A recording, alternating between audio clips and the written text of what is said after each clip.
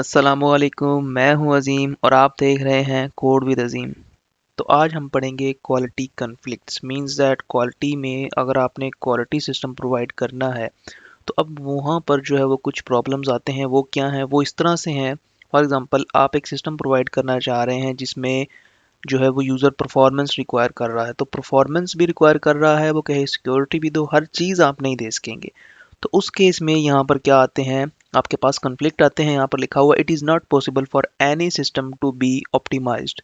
ये किसी भी सिस्टम के लिए जो है वो पॉसिबल नहीं होता कि वो हाईली ऑप्टिमाइज्ड हो जाए या ऑप्टिमाइज्ड हो जाए फॉर ऑल दीज एट्रीब्यूट्स। वो सारे के सारे एट्रीब्यूट जो हमने क्वालिटी में पढ़े थे, हमने क्वालिटी में कुछ एट्रीब्यूट्स पढ़े थे, वो वीडियो आप देख सकते हैं। फॉर एग्जांपल, इम्प्रूविंग सिक्योरिटी, अगर आप सिक्योरिटी को इम्प्रूव करना चाह रहे हैं तो उस केस में आपके पास जो है वो मे बी परफॉर्मेंस इतनी ज़्यादा ना आए, क्योंकि आपने क्या किया, सिक्योरिटी को हाई रखा है।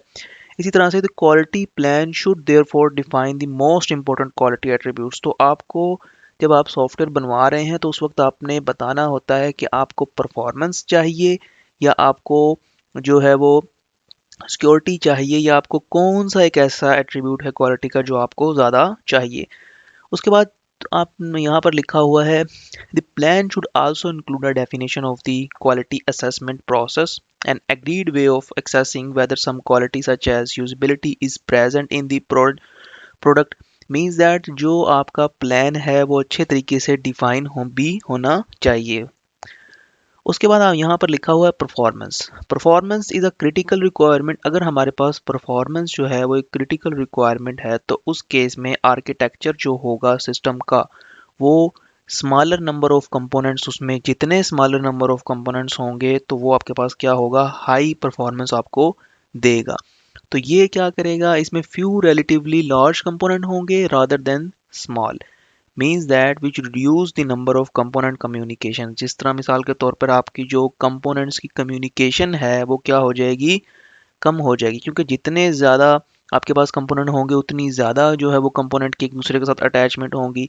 तो ये चीज़ ना हो, इसके मकसद के लिए हम जो है वो परफॉर्मेंस को इस तरह से इम्प्रूव कर सकते हैं।